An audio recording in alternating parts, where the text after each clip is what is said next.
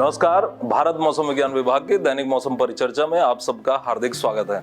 तो आज की दैनिक मौसम परिचर्चा की यदि हाइलाइट्स की बात करें तो अभी जो ठंडे दिनों की स्थिति चल रही है, अर्थात जिसमें कि मैक्सिमम टेम्परेचर्स अपने सामान्य टेम्परेचर से लगभग 4.5-5 डिग्री तक नीचे चले जाते हैं।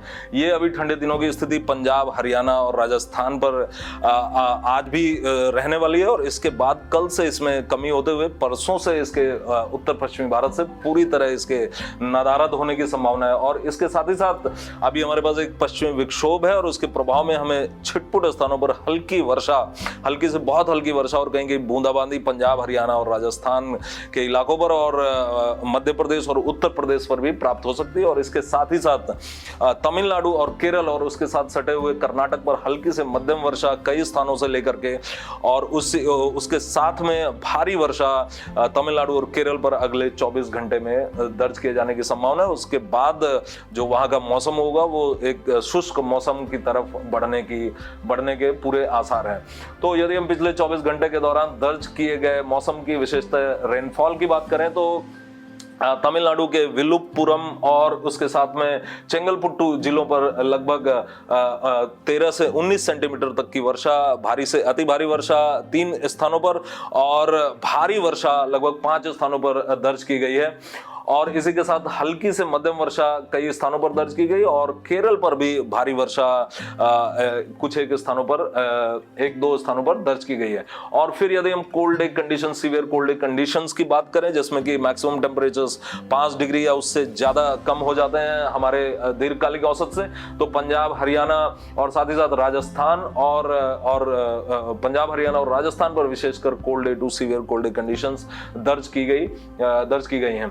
तो अभी हमारी ये कोल्ड डे और सीवियर कोल्ड डे कंडीशंस और रेनफॉल के ऑब्जर्वेशन की बात हुई। और यदि हम घने कोहरे की बात करें तो घने से बहुत घना कोहरा, हालांकि अब घने कोहरे की वो इंटेंसिटी, वो तीव्रता नहीं रह गई, लेकिन सुबह के टाइम में कुछ एक स्थानों पर जैसे वाराणसी, बरेली और इसके साथ में कुछ एक स्टेशंस पर राजस्थान के घना कोहरा और बहुत घना कोहरा भी कुछ एक स्थानों पर, हालांकि बहुत ही कम अवधि के लिए दर्ज किया गया है।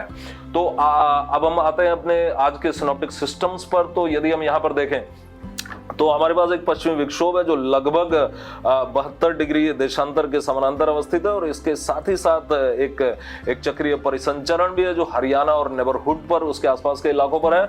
और इस WD ट्रफ और इस चक्रीय परिसंचरण के प्रभाव में हालांकि हमें काफी अच्छी वर्षा होने की उम्मीद यहां पर थी, किंतु इसी समय पे हमें एक और चक्रीय परिसंचरण दक्षिण पूर्वी अरब सागर और उससे संलग्न मध्य पूर्व अरब सागर पर मिला है। और यहां से एक निम्न क्षोभ मंडलीय जो हमारी पूर्वी हवाएं, इनमें एक इसमें ट्रफ अर्थात अल्प दबाव की रेखा भी बन चुकी है। और इस रेखा की वजह से जो अरब सागर की जो हमारी मॉइस्चर यहाँ पर जाना था, जिस अमाउंट में, जिस अनुपात में, वो नहीं जा पा रही है। और इसके कारण हम यहाँ पर केवल पंजाब, हरियाणा और राजस्थान और पश्चिमी उत्तर प्रदेश और साथ ही साथ पूर्वी उत्तर प्रदेश पर केवल छिटपुट स्थानों पर बहुत हल्की से हल्की वर्षा अथवा बूंदाबांदी की उम्मीद कर रहे हैं। दिल्ली पर भी अगले 24 घंटे में कुछ एक स्थानों पर बूंदाबांदी तक ही वर्षा की संभावना रहेगी, उससे अधिक की संभावना नहीं है। और फिर कल से ये जो मौसम है ये पूरी तरह से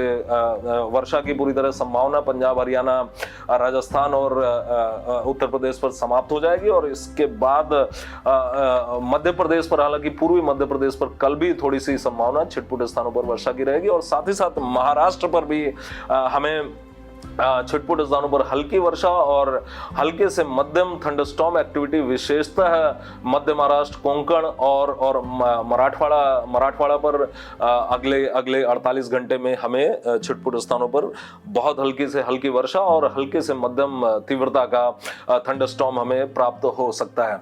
और उसके पश्चात फिर हमें लगभग शुष्क वेदर महाराष्ट्र और कर्नाटक पर भी मिलेगा।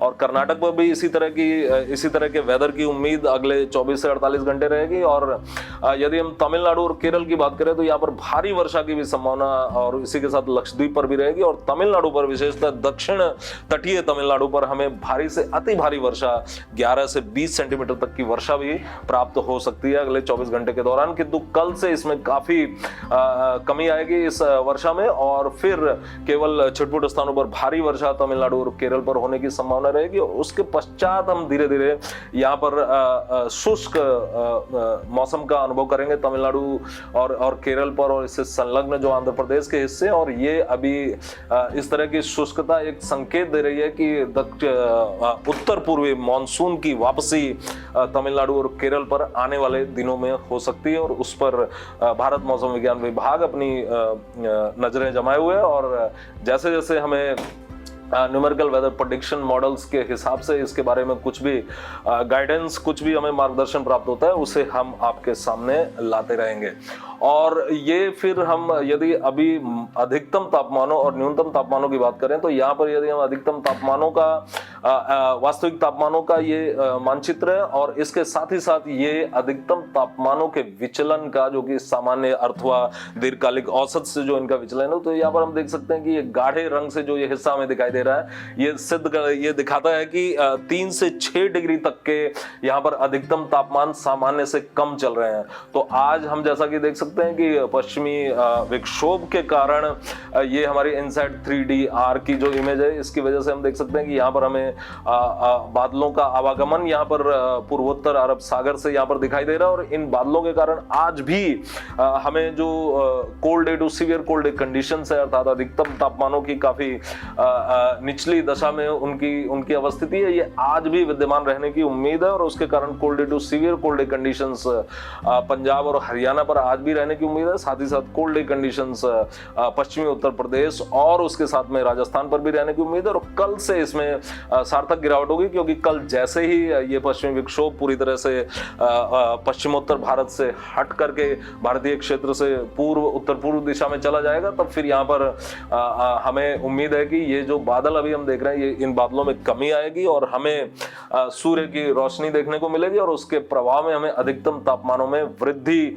कल से उसमें वृद्धि देखने को मिलेगी। और इसके परिणाम स्वरूप हम देखेंगे कि कल जो सीवियर कोल्ड डे कंडीशंस है उसमें कमी आएगी। और फिर कल कमी आने के बाद में 11 तारीख से हम इसे पूरी तरह से उम्मीद कर रहे हैं कि cold day to severe cold day conditions पश्चिमोत्तर भारत से पूरी तरह समाप्त हो जाएंगे।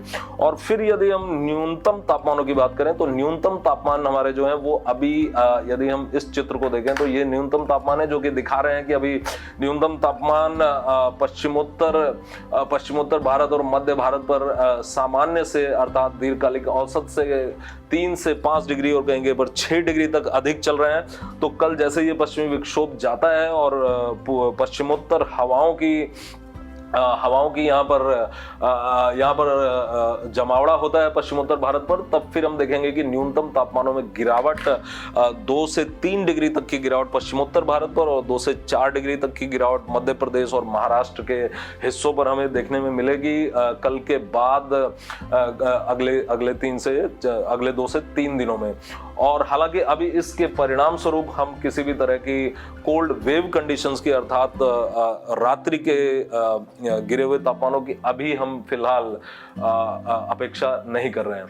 तो आज के लिए बस इतना ही। कल हम फिर मिलेंगे अगले 5 दिनों की मौसम परिचर्चा के साथ। तब तक के लिए धन्यवाद।